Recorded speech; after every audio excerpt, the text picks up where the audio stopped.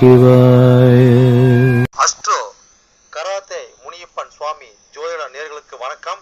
என் குலதெய்வம் பெரியாடிச்சம்ம தாயை வணங்கி, என் அப்பன் கராத்தே முனியப்பன் சுவாமியை வணங்கி, என் குருவை வணங்கி வாங்க சிறப்பான பலன்களை பார்ப்போம். வணக்கம். இந்த பதிவானது தசா புத்தியின் பதிவாகும். தசா புத்தி உங்கள் ஜனனகால ஜாதகத்தில் எந்தெந்த இடத்தில் இருக்கிறார் என்ற முன்னுரையை பார்த்துவிட்டு பதிவுக்கு செல்வோம். உங்கள் ஜனனகால ஜாதகத்தில் வரும் தசா புத்தி நாதர்கள் எந்தெந்த நிலையில் இருக்கிறார்கள் என்ற பட்டியல் விவரம்தான் இது. விவரத்தை பார்த்துவிட்டு பதிவுக்குள் செல்லுவோம். உங்களுடைய ஜனனகால ஜாதகத்தில் தசா புத்தி நாதர்கள் 1-5-9 திரிகோண சாணத்தில் இல்லை 1-5 திரிகோண சாணத்து அதிபதியோடு சேர்க்கை பார்வை நட்சத்திர சாரத்தில் பயணிப்பது, அல்லது 1-4-7-10 கேந்திர சாணத்தில் சேர்க்கை பார்வை அந்த அதிபதியோட நட்சத்திர சாரத்தில் பயணிப்பது, அல்லது 2-5-8-10-11 பணபர சாணத்தில் இருப்பது, இல்லை பணபர சார அதிபதியோட நட்சத்திர சாரத்தில் இருப்பது சேர்க்கையில் இருப்பது, அல்லது 3-6-10-11 உபஜய சாணத்தில் இருப்பது, இல்லை உபஜய சாணத்தில் கிரகத்தின் நட்சத்திர சாரம் பார்வை சேர்க்கையில் இருப்பது, அல்லது 3-6-9-12 அபோகலியம் சாணத்தில் இருப்பது, அல்லது அந்த அபோகலி சார அதிபதியோடு இணைஞ்சிருப்பது சேர்க்கை பார்வையோடு இருப்பது, அல்லது சரலக்கணமாகிய மேசம் கடகம் துலம் மகரம் ஆகிய 2-7 மாரக சாணத்தில் இருப்பது, அல்லது சிரம் லக்கணமான ரிஷபம் சிம்மம் விருச்சகம் கும்பம் ஆகிய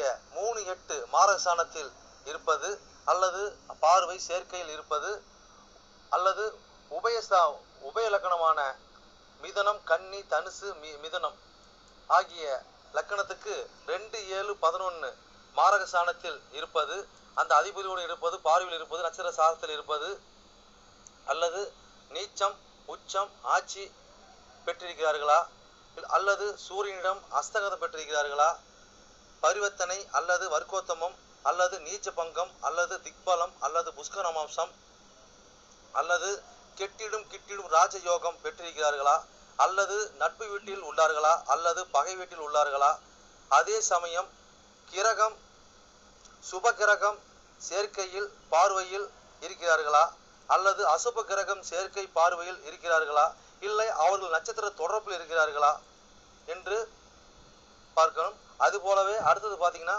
3-6-8-12 வீட்டு மறைவு சாணத்தில் இருக்கிறார்களா, அல்லது 3-6-8-12 வீட்டு அதிபதி சேர்க்கை பார்வை அவர்களின் நட்சத்திரம் தொடர்பில் இருக்கிறார்களா என்று இது போல பல சூட்சமங்களை உங்கள் ஜனனகால ஜாதகத்தை கொண்டுதான் ஒரு துல்லியமான பலனை நம்ம சொல்ல முடியும். ஆனால் நாம் எடுத்திருப்பதோ இது ஒரு பொது பலனாகும். இந்த பொது பலனே பார்த்தீங்கன்னா உங்களுக்கு ஒரு 100%க்கு ஒரு 60% உங்களுக்கு கண்டிப்பாக ஒத்து போகும். சிறப்பாக இந்த பதிவை பாருங்க.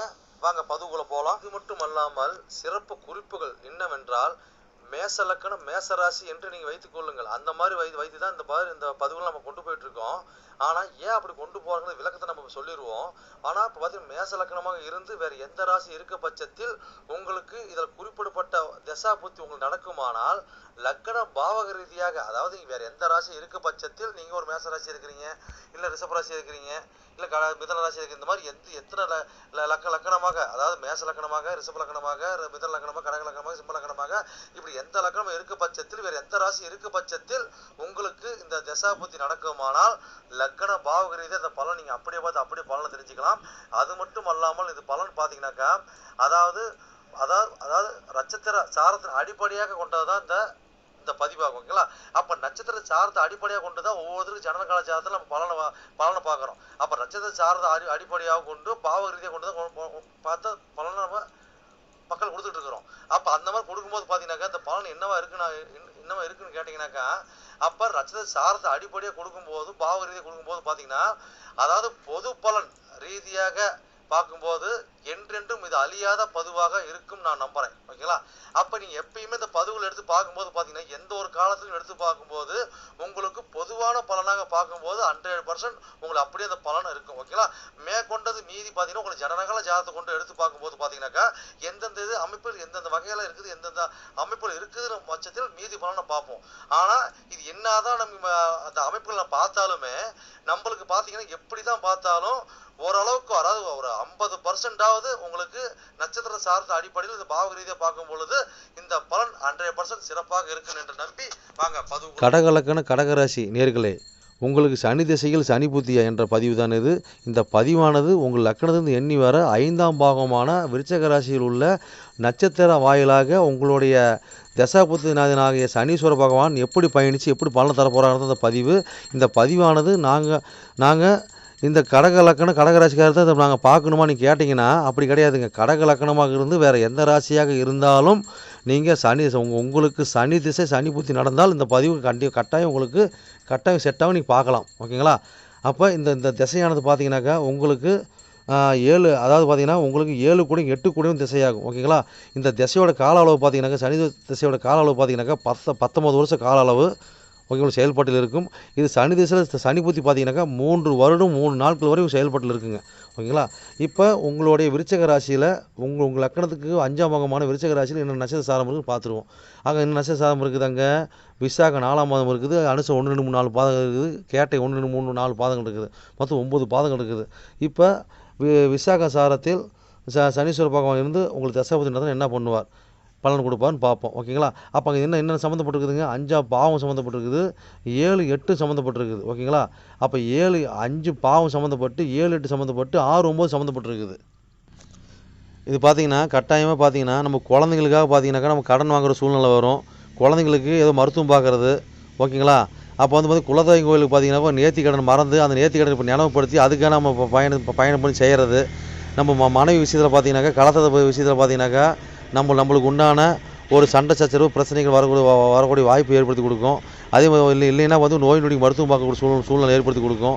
அது மட்டும் இல்லாமல் தந்தையாருக்கு பார்த்தீங்கன்னாக்கா கொஞ்சம் வாக்குவாதங்கள் வரும். அது தந்தையாருக்கு பார்த்தீங்கன்னாக்கா நம்மளும் செலவீனம் இதெல்லாம் பண்ணக்கூடிய வாய்ப்பு ஏற்படுத்தி கொடுக்கும்.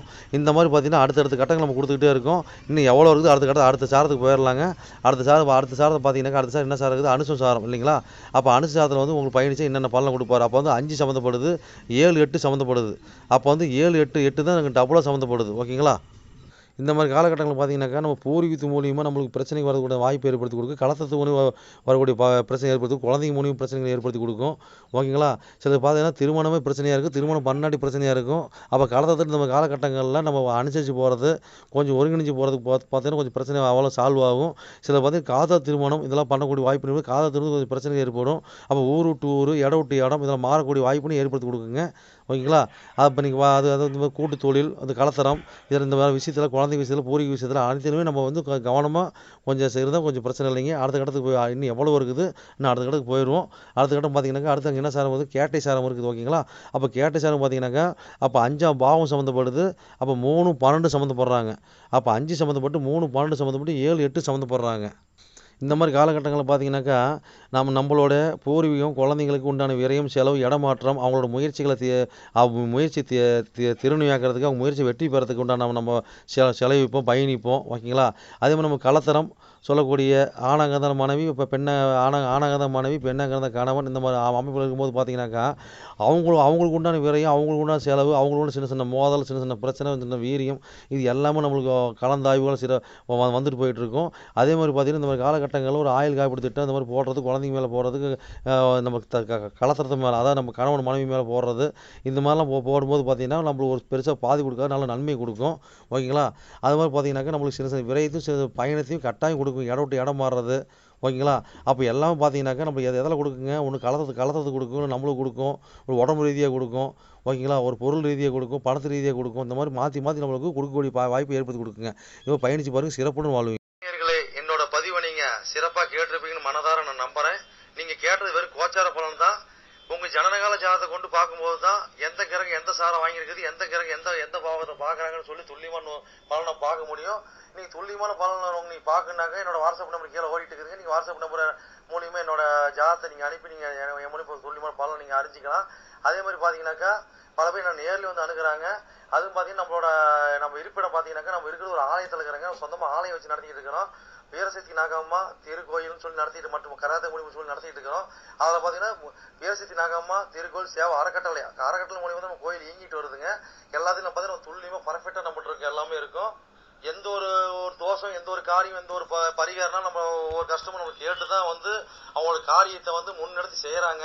அந்த நம்பிக்கைகரமாக நம்மளோட பலன் இருக்கிறதுனாலதான் இந்த மாதிரி கஸ்டமர் நம்மகிட்ட அணுகி நம்ம சிறப்பு பலன் அடைஞ்சிட்டு இருக்கிறாங்க. இது போல ஒவ்வொரு பலன் அடைகிறது எங்களோட ஆசை. அது மட்டும் இல்லாம பாத்தீங்கன்னாக்கா எங்க கோயிலுக்கு லீடர்ஷிப்னு பாத்தீங்கன்னாக்கா எங்களுடைய கிருஷ்ண சுவாமிங்க வாக்கு சித்தர் பாத்தீங்கன்னாக்கா கிருஷ்ணசாமி, அதாவது சோழி பிரசன்னம் கல்லு கூடு சொல்லுவாங்க இல்லைங்களா, அது சிறப்பான முறையில சிறப்பா பாப்பாருங்க. நேர்முகமா பாக்குறாங்க, ஆன்லைன் மூலமா பாக்குறாங்க. நீங்க யாரு என்னன்னு தெரியாது, உங்களோட ஃபுல் டீட்டெயில் அப்படி சொல்லுவாருங்க.